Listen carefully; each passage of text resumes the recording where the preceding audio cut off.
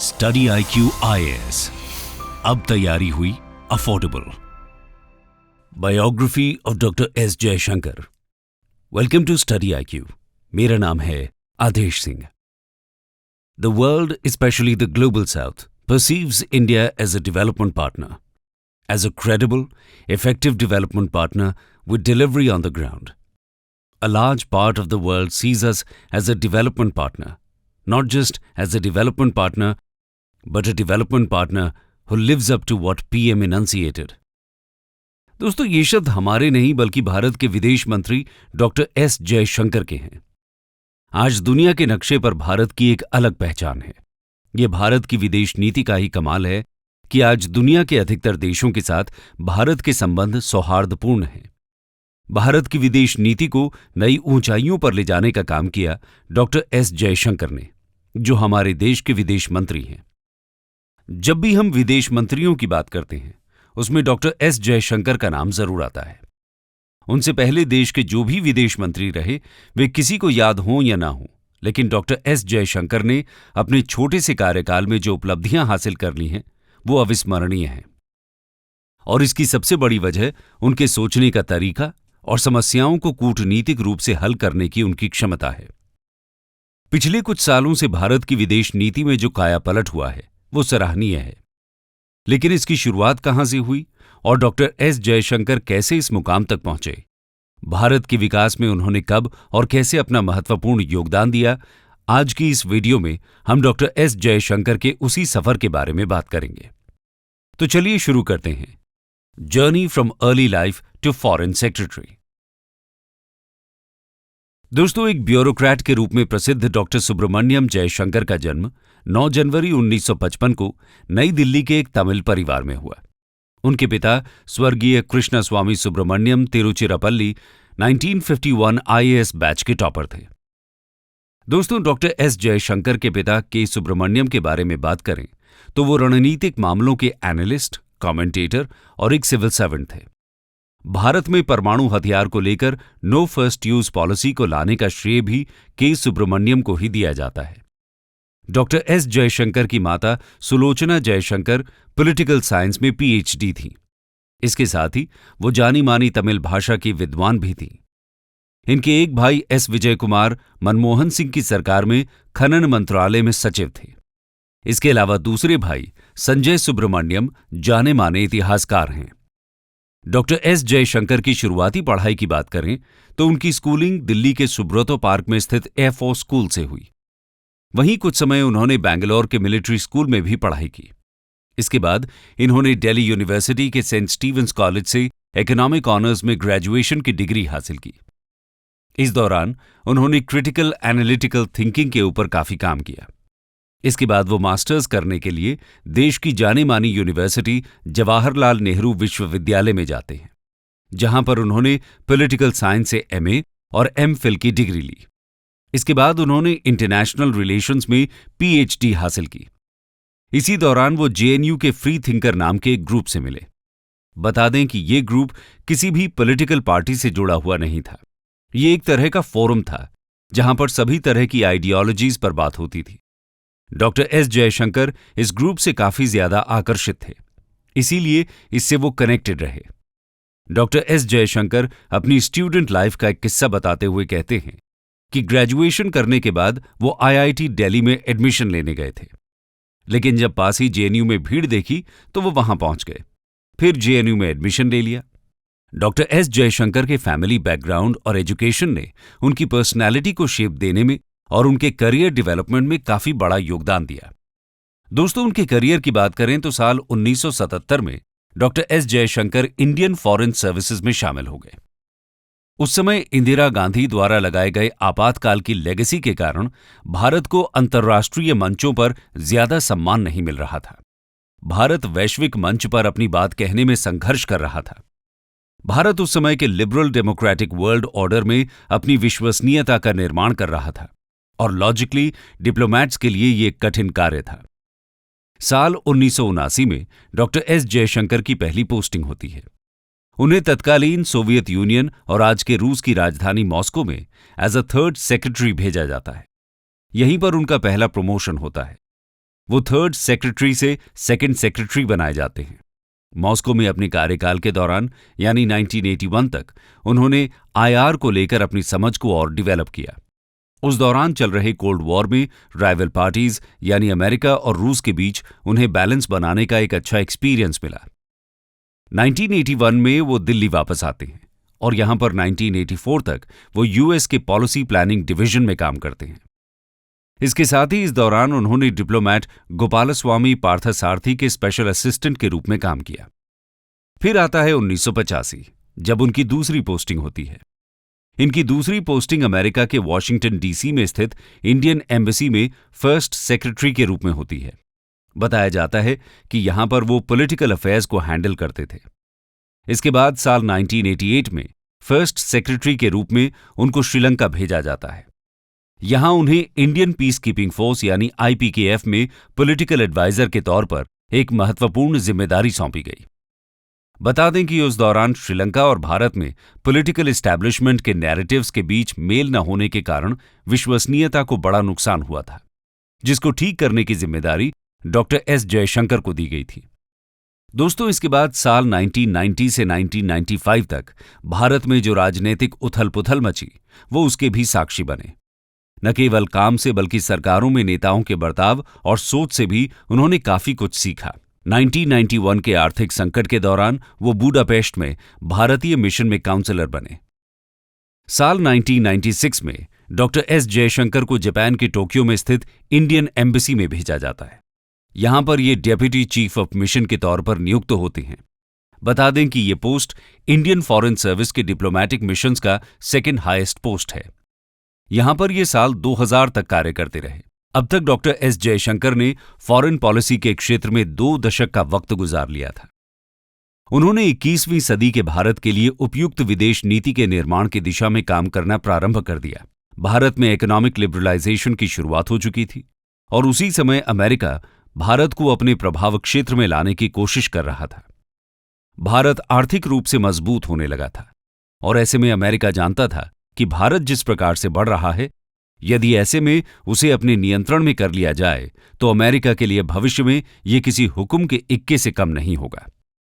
वो भारत को एक ऐसे देश के रूप में देख रहा था जो आगे चलकर उसे टक्कर दे सकता था। इसीलिए वो भारत पर हावी होना शुरू हो गया। अमेरिका की इस चाल को डॉक्टर एस जयशंकर पहले ही समझ चुके थे और इस खतरे का मुकाबला करने के लिए डॉक्टर एस जयशंकर ने समान विचारधारा वाले उन सहयोगियों के साथ संबंधों को मजबूत किया जो भारत की सहायता कर सकते थे, लेकिन साथ ही संयुक्त राज्य अमेरिका के साथ अच्छे संबंध बनाए रखना भी एक व्यावहारिक आवश्यकता थी। इसके बाद साल 2001 में तत्कालीन प्रधानमंत्री अटल बिहारी वाजपेयी ने डॉक्टर एस जयशंकर को इंडियन एम्बेसडर बनाकर चेक रिपब्लिक के प्राग में भेजा, जहां वो साल 2004 तक रहे। यहां वो एक बार फिर से भारत वापस आते हैं, जिसके बाद उन्हें इंडियन एक्सटर्नल अफेयर्स मिनिस्ट्री के अंदर अमेरिका डिवीजन का हेड बनाया जाता है। इस पर उन्होंने साल 2006 तक काम किया। उन्होंने साल 2006 में जापान के तत्कालीन प्रधानमंत्री शिंजो आबे के साथ प्रधानमंत्री मनमोहन सिंह को मिलवाया। ये डॉक्टर एस जयशंकर की कूटनीति का ही कमाल था कि PM Shinzo Abe doctor Manmohan Singh को अपना मेंटोर मानते थे। ये बात उन्होंने अपने बहुत से स्टेटमेंट्स में कही। डॉक्टर एस जयशंकर जानते थे कि जापान और भारत के ये रिश्ते आगे चलकर कितने इंपॉर्टेंट साबित होंगे। यही कारण है कि आज जापान हमारा क्वाड पार्टनर और एक इनसेपरेबल इकोनॉमिक सहयोगी है। साल 2007 में डॉक्टर एस जयशंकर को सिंगापुर में उच्चायुक्त नियुक्त किया गया। सिंगापुर में डॉक्टर एस जयशंकर को इकोनॉमिक स्टेबिलिटी और भारत की स्ट्रेंथ को कैसे बढ़ाया जा सकता है, इसे सीखने का मौका मिला।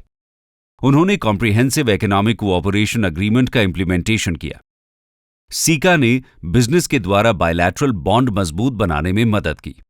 अब आप जानते हैं कि भारत में एफडीआई में सिंगापुर का सबसे बड़ा योगदान क्यों है। इन सब के अलावा डॉक्टर एस जयशंकर ने भारत और सिंगापुर के बीच डिफेंस एक्टिविटी को बढ़ाया। उन्होंने सिंगापुर में मालाबार नेवल एक्सरसाइज अच्छे से ऑर्गेनाइज करवाई।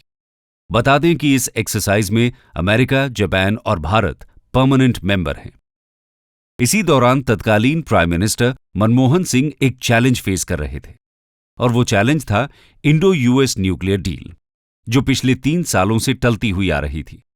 लेकिन जब पीएम मनमोहन सिंह ने यह काम डॉक्टर एस जयशंकर को दिया तो डॉक्टर एस जयशंकर ने यूएस से बात की और नेगोशिएट किया, जिसके बाद अक्टूबर 2008 में इस डील को साइन किया जाता है।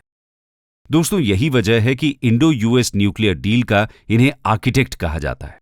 इसके साथ ही परमाणु ऊर्जा संपन्न देशों के डर को दूर करने के लिए डॉक्टर एस जयशंकर को जून 2007 में Carnegie endowment international non proliferation conference में भारत सरकार का प्रतिनिधित्व करने के लिए चुना गया। हालांकि परमाणु संपन्न देशों के लिए ये उनकी कमर तोड़ देने वाली बात थी और इसे डॉक्टर एस जयशंकर के अलावा और किसी ने बेहतर नहीं समझा। उन्होंने प्लान बी पर काम करना शुरू किया। डॉक्टर एस जयशंकर ने दूसरे देशों का समर्थन सुनिश्चित करना शुरू कर दिया। चीन जैसे खतरनाक पड़ोसी देश का सामना करने हेतु इन्होंने चीन के दुश्मन जापान के साथ रिश्ते ठीक किए। लेकिन ऐसा नहीं है कि डॉक्टर एस जयशंकर ने चीन के साथ हमारे संबंध मजबूत करने की कोशिश नहीं की। वो चीन में सबसे लंबे समय तक सेवा करने वाले भारतीय राजदूत हैं। साल 2009 से 2013 तक वो चीन में नियुक्त रहे। उन्होंने दोनों देशों के बीच आर्थिक, व्यापारिक और सांस्कृतिक संबंधों में सुधार किए। उन्होंने सीमा विवाद पर भी बातचीत की। साथ ही उन्होंने चीन को संदेश दिया कि भारत अपनी टेरिटोरियल इंटेग्रिटी से कोई समझौता नहीं करेगा। उन्होंने ही चीन से कहा था कि वो जम्मू कश्मीर के लोगों को अलग वीजा जारी करना बंद करें। डॉक्टर एस जयशंकर ने अक्साई चीन और अरुणाचल प्रदेश के मुद्दे पर इसी तरह के सक्रिय कदम उठाए। इसके साथ ही साल 2012 में डॉक्टर एस जयशंकर ऐसे पहले इंडियन एम्बेसडर बने जिन्होंने तिब्बत का दौरा किया। बता दें कि पिछले 10 सालों में किसी भी इंडियन एम्बेसडर ने तिब्बत का दौरा नहीं किया था। दोस्तों, डॉक्टर एस जयशंकर न सिर्फ मनमोहन सिंह सरकार के दौरान कूटनीतिक मंचों पर भारत का चेहरा बने, बल्कि साल 2017 में भारत और चीन के बीच डोकलाम संकट को समाप्त करने में भी डॉक्टर एस जयशंकर की महत्वपूर्ण भूमिका थी। अनेक भाषाओं के ज्ञाता डॉक्टर एस जयशंकर ने भारत के पूर्व राष्ट्रपति शंकर दयाल शर्मा के लिए प्रेस सचिव और भाषण लेखक के रूप में भी काम किया है। साल 2013 से साल 2015 तक डॉक्टर एस जयशंकर ने संयुक्त राज्य अमेरिका में भारत के राजदूत के रूप में काम किया और इसके बाद वो रिटायर हो गए। आइए जानते हैं आईएफएस से रिटायरमेंट के बाद डॉक्टर एस जयशंकर कैसे पहले विदेश सचिव और फिर विदेश मंत्री बने। Journey from foreign secretary to foreign minister. 2014 में जब नरेंद्र मोदी देश के प्रधानमंत्री बने तब डॉक्टर एस जयशंकर की नियुक्ति अमेरिका में भारतीय राजदूत के तौर पर हो चुकी थी। ये पहली बार था जब नरेंद्र मोदी प्रधानमंत्री के तौर पर अमेरिका का दौरा कर रहे थे। इसी दौरान डॉक्टर एस जयशंकर के साथ उनका बेहतरीन तालमेल दिखा। राजदूत के तौर पर डॉक्टर एस जयशंकर ने नरेंद्र मोदी के इस पहले अमेरिकी दौरे की तैयारी में अहम भूमिका अदा की थी। कहा जाता है कि डॉक्टर एस जयशंकर ने जिस तरह से मोदी के दौरे की प्लानिंग की थी उससे वो काफी प्रभावित थे। मोदी के इस दौरे को काफी सफल माना गया था और इसका श्रेय डॉक्टर एस जयशंकर को दिया गया। डॉक्टर एस जयशंकर ने अपने टेन्योर की एंडिंग बहुत शानदार तरीके से की थी। उन्होंने भारत के रिपब्लिक डे परेड में यूएस के प्रेसिडेंट को as a chief guest invite करने का प्लान किया था। ये पहली बार था जब साल 2015 की रिपब्लिक डे परेड में यूएस के तत्कालीन प्रेसिडेंट बराक ओबामा शामिल हुए थे। ये वो वक्त था जिसे इंडिया और यूएस की डिप्लोमैटिक रिलेशंस का हाईएस्ट पॉइंट माना जाता है। 2015 में 31 जनवरी को डॉक्टर एस जयशंकर का इंडियन एम्बेसडर के तौर पर कार्यकाल खत्म हो रहा था, लेकिन उनके रिटायरमेंट में सिर्फ 72 घंटे पहले एक फैसला लिया गया और वो फैसला था उन्हें भारत का फॉरेन सेक्रेटरी बनाने का। बता दें कि उनसे पहले सुजाता सिंह उस पद पर थी, लेकिन सुजाता सिंह को हटाकर उन्हें फॉरेन सेक्रेटरी बना दिया गया। कहा जाता है कि साल 2013 में मनमोहन सिंह भी डॉक्टर एस जयशंकर को ही फॉरेन सेक्रेटरी बनाना चाहते थे। ये फैसला ले भी लिया गया था, लेकिन सुजाता सिंह को वरिष्ठता और महिला होने के कारण प्रायोरिटी दी गई थी। इसके साथ ही सुजाता सिंह के पिता के गांधी परिवार के साथ पारिवारिक संबंध थे, जिसका फायदा उन्हें मिला था। दोस्तों, साल 2015 से साल 2018 तक doctor S Jaishankar foreign secretary के पद पर बने रहे। इस बीच उनको एक बार टर्म एक्सटेंशन भी मिला था और ये पहले ऐसे फॉरेन सेक्रेटरी थे जिनका टर्म आगे के लिए एक्सटेंड किया गया था और इसी के साथ पिछले 4 दशकों में ये भारत के सबसे लॉन्गेस्ट सर्विंग फॉरेन सेक्रेटरी बन गए थे। Doctor S Jaishankar PM Modi के साथ विदेश नीति के मोर्चों पर काम करते रहे। दुनिया भर के मुल्कों में भारत का रसूख बढ़ाने से लेकर टेढ़े रिश्तों को संभालने पर उन्होंने खास ध्यान दिया। विदेश सचिव रहते हुए डॉक्टर एस जयशंकर ने युवा अधिकारियों को अहम जिम्मेदारियां देने समेत कई ऐसे फैसले लिए जिन्हें उनकी आउट ऑफ बॉक्स सोचने की क्षमता का नमूना कहा जा सकता है। 3 साल के अपने कार्यकाल के दौरान डॉक्टर एस जयशंकर ने महत्वाकांक्षी और दृढ़ भारत के विचार पर आधारित नीतियां बनाई। इसमें संयुक्त अरब अमीरात और इजरायल जैसे पश्चिमी एशियाई देशों तक पहुंच बनाने के अलावा जापान के साथ परमाणु समझौते का रास्ता तैयार करने के साथ डोकलाम को लेकर चीन से कूटनीतिक बातचीत और न्यूक्लियर सप्लायर्स ग्रुप के साथ बेहतर संबंध बनाना शामिल था। बताया जाता है कि संभवतः इसी वजह से विदेश सचिव के तौर पर उनका कार्यकाल 1 साल के लिए बढ़ा दिया गया था। इसके अलावा डॉक्टर एस जयशंकर राष्ट्रीय सुरक्षा सलाहकार अजीत डोभाल के साथ बेहतर संबंध बनाने में भी कामयाब हुए थे। उन्होंने अपनी पहचान एक कुशल नेगोशिएटर के रूप में बना ली थी। इसके बाद साल 2018 में रिटायर होने के बाद उन्होंने टाटा ग्रुप में बतौर president of global corporate affairs के रूप में काम किया। साल 2019 में जब नरेंद्र मोदी दोबारा प्रधानमंत्री पद के लिए चुने गए, तब मोदी जी ने अपने रणनीतिक सलाहकार अमित शाह के साथ मिलकर कई दिनों तक चर्चा की। फिर काफी उठापटक के बाद अपनी कैबिनेट का विस्तार किया। पीएम मोदी के दूसरे कार्यकाल में कैबिनेट मंत्रियों की लिस्ट सामने आई। इस लिस्ट में कई नाम चौंकाने वाले आए। इन्हीं नामों में से एक नाम डॉक्टर एस जयशंकर का था। बता दें कि उस दौरान सुषमा स्वराज ने स्वास्थ्य कारणों से मंत्री पद को छोड़ने का फैसला कर लिया था। फिर सवाल उठने लगा कि विदेश मंत्री कौन बनेगा। इस वाइल्ड कार्ड एंट्री के बारे में किसी को अंदाजा भी नहीं था, मगर टीम मोदी में सीधे कैबिनेट मंत्री के तौर पर हुई एंट्री और कई पुराने नेताओं से आगे के पायदान पर उनकी शपथ ने साफ कर दिया कि इस नाम के साथ पीएम की पसंद का खासा वजन भी जुड़ा है। 30 मई को डॉक्टर एस जयशंकर ने विदेश मंत्री पद की शपथ ली और उसके 25 दिन बाद उन्होंने बीजेपी की सदस्यता ले ली। एक इंटरव्यू के दौरान डॉक्टर एस जयशंकर से जब नौकरशाह से कैबिनेट मंत्री बनने के उनके सफर के बारे में पूछा गया, तो उन्होंने प्रधानमंत्री नरेंद्र मोदी के फोन कॉल का जिक्र किया। डॉक्टर एस जयशंकर ने कहा कि पीएम मोदी का फोन मेरे लिए सरप्राइजिंग था। फोन पर नरेंद्र मोदी ने डॉक्टर एस जयशंकर को कहा कि हम आपको नेक्स्ट एक्सटर्नल अफेयर्स मिनिस्टर के रूप में चुनना चाहते हैं। उन्होंने आगे कहा कि इंडिया कभी भी किसी के सब्जुगेशन को नहीं सहने वाला। इंडिया को आत्मनिर्भर बनाना हमारी सबसे बड़ी जिम्मेदारी है। डॉक्टर एस जयशंकर ने यह सुनते ही कहा, we will do it sir. और यहीं से इन दोनों लीडर्स ने ज्यादा बातचीत किए बिना ही एक दूसरे की बात को समझ लिया था। इसलिए कहा जाता है कि ये दोनों एक दूसरे की सोच को जानते हैं। अब वो चाहे रूस यूक्रेन युद्ध पर भारत के स्टैंड लेने की बात हो, कच्चे तेल और गैस की आपूर्ति का मसला हो, या फिर रूस से रक्षा संबंध की चर्चा, उन्होंने हमेशा से अपनी बात खुले तौर पर रखी है। ऐसे आप कई उदाहरण देख सकते हैं जहां उन्होंने अपनी बात को साफ साफ बिना डर के रखा है। यूक्रेन वॉर के दौरान भारत के ऊपर कितना प्रेशर था, ये किसी से छिपा नहीं है, लेकिन इतने प्रेशर में भी डॉक्टर एस जयशंकर ने वेस्ट की हिपोक्रेसी को एक्सपोज करते हुए भारत के ऊपर उठ रहे सवालों का मुंहतोड़ जवाब दिया। उन्हें अक्सर संयुक्त राज्य अमेरिका, चीन और भारत को धमकाने की कोशिश करने वाले किसी भी अन्य भौगोलिक इकाई का मुकाबला करते देखा जा सकता है। कंक्लूजन।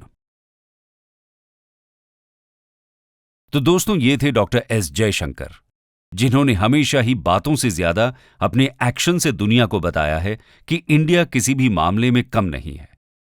वो सबको ये बता चुके हैं कि आज इंडिया को किसी वैलिडेशन की जरूरत नहीं है। डॉक्टर एस जयशंकर सिर्फ एक मंत्री नहीं है, वो एक सोशल मीडिया स्टार हैं।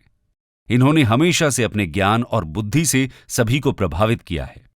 यही कारण है कि आज डॉक्टर एस जयशंकर को भारतीय विदेश नीति का नायक कहा जाता है।